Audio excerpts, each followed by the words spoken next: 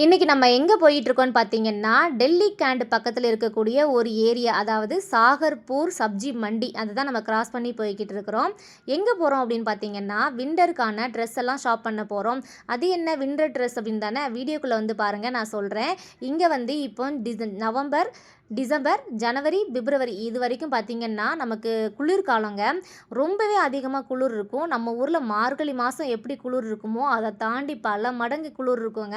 அதை நம்ம சமாளித்து வாழ்கிறதே ரொம்பவே கஷ்டமாக இருக்கும். வெயிலாக இருந்தாலும் சரி, குளிராக இருந்தாலும் சரி, எக்ஸ்ட்ரீம் லெவலில் இருக்குங்க. அதை ஃபேஸ் பண்ணணும் அப்படின்னா நமக்கு குளிர்காலத்தில் பல பொருட்கள் வந்து தேவை. அதை தான் நம்ம ஷாப் பண்ண போகிறோம். இப்போ நான் இங்கேயே நிற்கிறேன் அப்படின்னு பார்த்தீங்கன்னா, என்னோடய ஹஸ்பண்ட் வந்து ஒரு கடைக்கு போயிருக்காங்க. நான் நிற்கிற ஏரியா பார்த்தீங்கன்னா சாகர்பூர். இப்போ நான் வந்து உங்களுக்கு காட்டல. இந்த தெருவில் பார்த்தீங்கன்னா லாஸ்ட்டு வந்து நான் ஒரு மாதம் ஒரு வீட்டில் வந்து வாடகைக்கு இருந்தோம். அதாவது கோட்ரஸ் கிடைக்கிறதுக்கு முன்னாடி ஒரு மாதம் வந்து இந்த சிவில் ஏரியாவில் வந்து நாங்கள் வந்து இருந்தோம். அப்போ பார்த்தீங்கன்னா ரொம்பவே வந்து கஷ்டமாக இருந்துச்சு எனக்கு. நம்ம என்ன நார்த் இந்தியாவில் வாழ்ந்தாலுமே நமக்கு இன்னமும் செட் ஆகலை அப்படின்னு தான் சொல்லணும். ஏன்னா இங்கே பார்த்தீங்களா இப்படி தான் கூட்டம் கூட்டமாக மக்கள் வந்து இருப்பாங்க. அதாவது நாங்கள் சிவில் ஏரியாவில் இருக்கும்போது பார்த்திங்கன்னா வீட்டை விட்டு வெளியிலே வரமாட்டோம். ஏன்னு தெரியலங்க. ஆனால் எனக்குள்ள ஒரு விதமான பயம் வந்து இருந்துக்கிட்டே இருக்கும். நம்ம இங்கே தான் 4-5 வருஷமாக வாழ்ந்துட்டுருக்குறோம். இந்த மக்கள் எல்லாம் நம்ம ஃபேஸ் பண்ணி தான் இருக்கிறோம். ஆனாலும் கோட்ரஸ்குள்ளே அப்படின்னு பார்த்தீங்கன்னு வச்சுக்கோங்களேன், ரொம்பவே சேஃபாக இருக்கும், ரொம்ப நீட்டாக இருக்கும் அப்படின்னு சொல்லலாம். ஆனால் சிவில் ஏரியாவில் அப்படி கிடையாதுங்க. எங்கே பார்த்தாலும் கூட்டம் கூட்டமாக இருப்பாங்க. அதை மாதிரி இடம் பார்த்தீங்க அப்படின்னு சொன்னால் ரொம்பவே நீட்டாக இருக்கும் அப்படின்னு சொல்லவே முடியாது. ஒரு சில ஏரியாக்கள் வந்து நீட்டாக இருக்கும். ஆனால் நிறைய ஏரியாக்கள் வந்து பார்த்தீங்க அப்படின்னு சொன்னால் நீட்டு இல்லாமல் தான் இருக்கும். இங்கே பாருங்கள், இப்படி தான் வந்து மக்கள் போய்கிட்டு வந்துக்கிட்டு இருக்கிறாங்களா. இதை பார்த்தாலே எனக்கு ஒரு விதமான பயம் இருக்கும். சரி வாங்க நம்ம ஷாப்பிங் போகலாம். இப்போ நாங்கள் விண்டருக்கு பண்ணக்கூடிய முக்கிய பொருள் என்னென்னு பார்த்தீங்கன்னா இது தாங்க, ஹீட்டர் அப்படின்னு சொல்லுவாங்க. அந்த ரூம் வந்து ஹீட் பண்ணக்கூடிய ஒரு பொருள். இது வந்து நமக்கு விண்டர் டைமில் ரொம்பவே இம்பார்ட்டன்ட்ங்க. நம்ம வந்து வீட்டுக்குள்ளே வந்து எவ்வளோ தான் வந்து கதவெல்லாம் க்ளோஸ் பண்ணிட்டு இருந்தாலும் இந்த ஹீட்டர் ஆன் பண்ணோம் அப்படின்னா அந்த ரூமை வந்து சூடாக்கிரும். அப்புறம் பார்த்தீங்கன்னா விண்டருக்கு வந்து நம்ம நார்மலான ட்ரெஸ் போட்டால் வந்து பசங்களுக்கு வந்து சூட் ஆகாது. ஏன்னா அந்தளவுக்கு குளிர் அதிகமாக இருக்கும். ஸோ நம்ம ஜீன்ஸ் மாதிரியான அந்த சூடான பொருளை வந்து போட்டோம் அப்படின்னு சொன்னால் ரொம்பவே யூஸ்ஃபுல்லாக இருக்கும் அப்படின்னு சொல்லிட்டு எடுக்க வந்திருக்கிறோம். இது தாங்க முக்கியமான பொருள். நாங்கள் வந்த முக்கியமான நோக்கமே இதுதான். இது பேர் வந்து என்னென்னு பார்த்தீங்கன்னா இன்னர் அப்படின்னு சொல்லுவாங்க. இந்த இன்னர் வந்து பார்த்தீங்கன்னா முதல்ல வந்து விண்டர் டைமில் என்ன பண்ணுவோன்னா இந்த இன்னர் ட்ரெஸ்ஸை போட்டுட்டு அதுக்கு மேலே நார்மல் ட்ரெஸ் போட்டுட்டு அதுக்கு மேலே சொட்ரு போடணும். இந்த மாதிரி 3 லேயர் ஆஃப் ட்ரெஸ் வந்து நம்ம போட்டால் மட்டும்தான் நமக்கு வந்து குளிர் அடிக்காமல் இருக்கும். நம்மளுக்கு விட குழந்தைங்களுக்கு ரொம்ப சேஃபாக பார்த்துக்கணும். ஏன்னா இந்த குளிர் வந்து ரொம்பவே வந்து அதிகமாக இருக்கும். டெல்லியில் இருக்கிறவங்களுக்கு வந்து தெரியும், அவங்களுக்கு பழகி இருக்கும். பட் நாங்கள் என்ன தான் வந்து 4-5 வருஷம் இங்கே இருந்தால் கூட எங்களுக்கு குளிர் தாங்க முடியலைங்க. அடுத்து பார்த்தீங்கன்னா முக்கியமான பொருள் என்னென்னு பார்த்தீங்கன்னா குளிர்காலத்தில் சாக்ஸு. வீட்டில் கால் வைக்கவே முடியாது, அந்த அளவுக்கு குளிர் அடிக்கும். எப்போதுமே சாக்ஸ் தான் போட்டுட்டு இருக்கணும். அதுக்காக தான் சாக்ஸ் வந்து எடுத்துகிட்டு இருக்கோம். இங்கே பாருங்கள், இந்த ஏரியாவில் ஃபுல்லாக பார்த்தீங்கன்னாலே என்ன இருக்குது, விண்டருக்கான ட்ரெஸ் தான் இருக்குது. இந்த பக்கம் பார்த்தா இன்னர் இருக்குது, அந்த பக்கம் பார்த்தா குல்லா, அப்புறம் பார்த்தீங்கன்னா சாக்ஸு, க்ளவுஸு எல்லாமே பார்த்தீங்கன்னா இந்த பக்கெட்டில் போட்டு வச்சுருக்கோமா. நாங்கள் எவ்வளோ ட்ரெஸ்ஸஸ் ஷாப் பண்ணியிருக்கோம் அப்படின்னு பாருங்கள். இந்த பக்கம் பாருங்கள், என்னோடய ஹஸ்பண்ட் வந்து சுற்றி பார்த்துட்டு வராரு, இன்னும் என்னென்ன பொருட்கள்லாம் இருக்குது விண்டருக்கு தேவையானது அப்படின்னு சொல்லிட்டு. நான் வந்து பார்த்தீங்கன்னா குழந்தைங்களுக்கு வந்து சாக்ஸ் வந்து எடுத்தாச்சு. ஏன்னா விண்டர் டைமில் பார்த்தீங்கன்னா சாக்ஸை கழட்டவே முடியாது. அந்த அளவுக்கு டே டைம்லேயும் நைட் டைம்லேயும் சாக்ஸ் போட்டு தான் இருக்கணும். அந்த அளவுக்கு தான் குளிர் இருக்கும். ஆனால் இன்னும் வந்து குளிர் அந்த அளவுக்கு ஸ்டார்ட் ஆகலை. ஒரு முன்னாடி நம்ம வந்து ரெக்யூ பண்ணுற மாதிரி எடுத்து வச்சுக்கலாம் நம்ம வந்து அப்படின்னு சொல்லி நாங்கள் ஷாப்பிங் முன்னாடி வந்துட்டோம். ஆனால் குளிர் இன்னும் அதிகமாக ஸ்டார்ட் ஆகலை. டிசம்பரில் மேபி அதிகமாகும். அப்புறம் பார்த்திங்கன்னா க்ளவுஸு.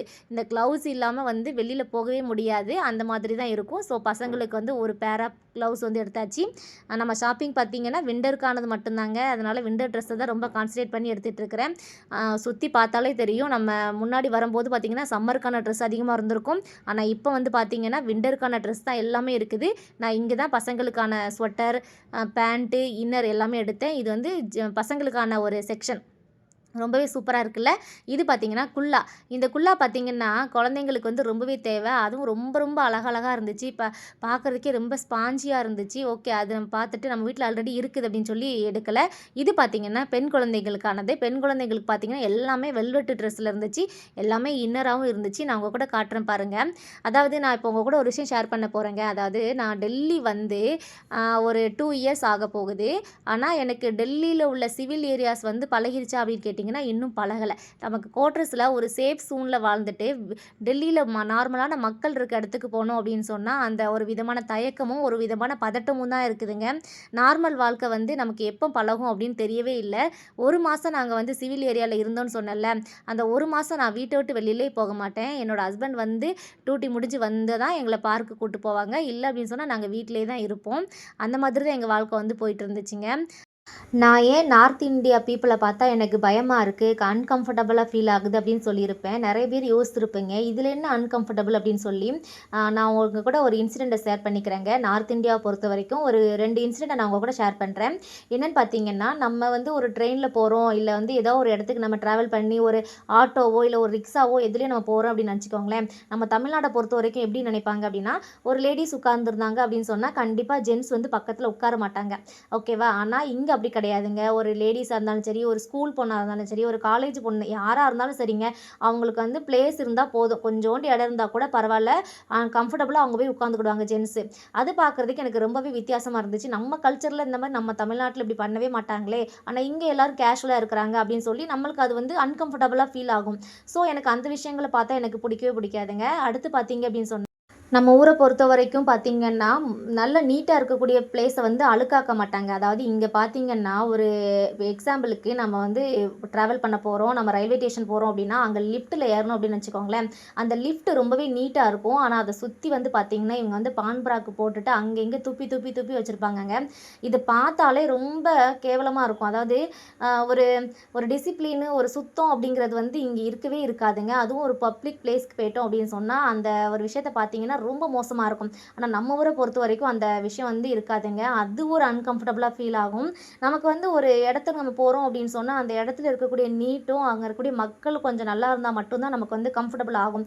ஆனால் என்னை பொறுத்த வரைக்கும் இங்கே நல்ல பீப்புள் இருக்கிறாங்க. ஆனாலுமே இதை தாண்டி லோக்கலாக இருக்கிறவங்க வந்து பார்த்தீங்கன்னா ரொம்பவே மோசமாக வச்சுருக்குறாங்க அவங்க பிளேஸை.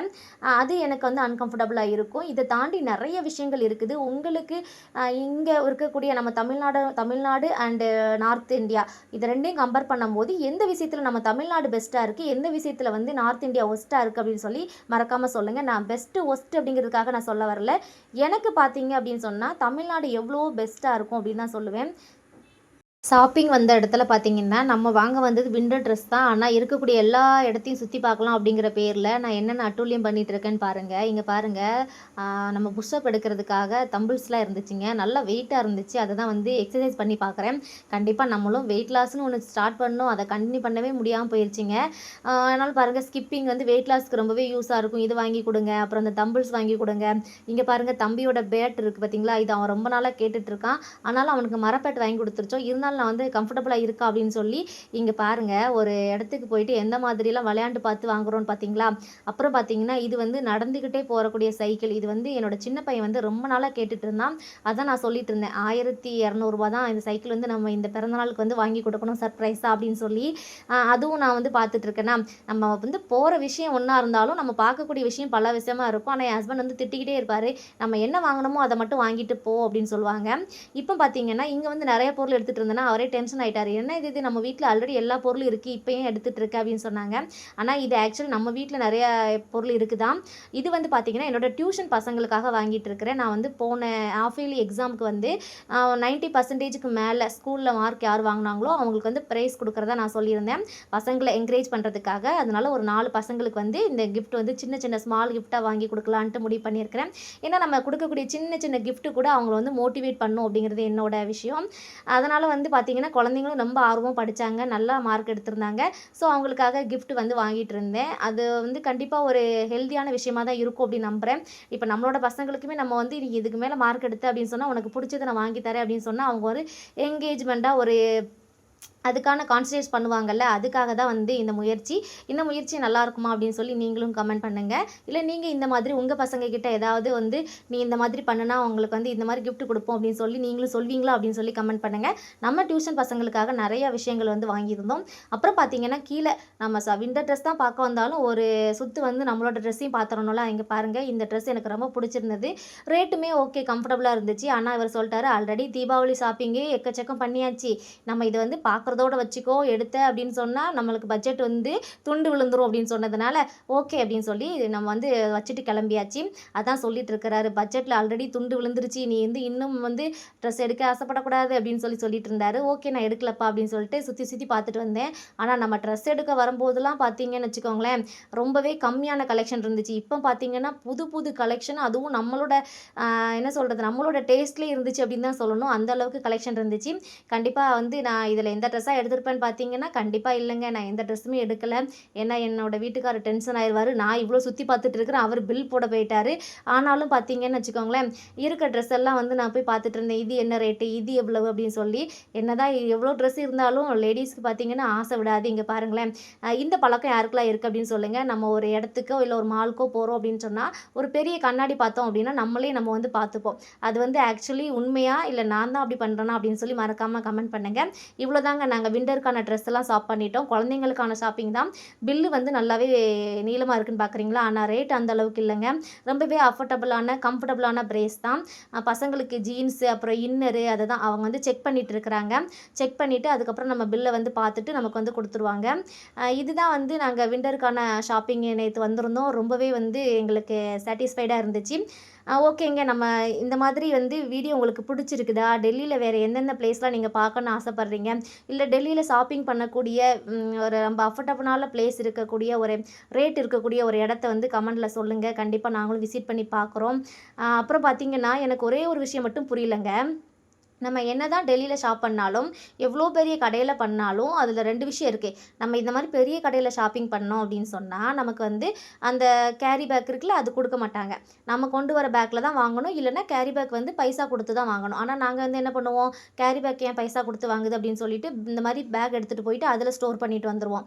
ஆனா சின்ன சின்ன கடைகளுக்கு போனோம் அப்படின்னா, நான் இந்த சின்ன சின்ன கவர்லாம் இருக்குல்ல, அதில போட்டு ட்ரெஸ்ஸா இருந்தாலும் சரி, செப்பலா இருந்தாலும் சரி, ஷூ அந்த மாரி எந்த பொருளா இருந்தாலும் சின்ன கேரி பேக் மாரி தான் குடுப்பாங்க. ஆனா நம்ம ஊர்ல வந்து பார்த்தீங்கன்னா, கட்ட பை இல்ல அந்த ஸ்டோரோட நேம் போட்ட பைலாம் குடுப்பாங்க. ஏன் இப்படி டெல்லியில வந்து இவ்ளோ பெரிய கடை வச்சிருக்கிறாங்க, ஒரு கட்ட பை கூட குடுக்க மாட்டுக்காங்க அப்படின்னு சொல்லி மறக்காம கமெண்ட் பண்ணுங்க. இந்த சந்தேகம் எனக்கு மட்டும் தான் இருக்கா? இல்ல டெல்லியில இருக்கக்கூடிய எல்லாருக்கும் இருக்கான்னு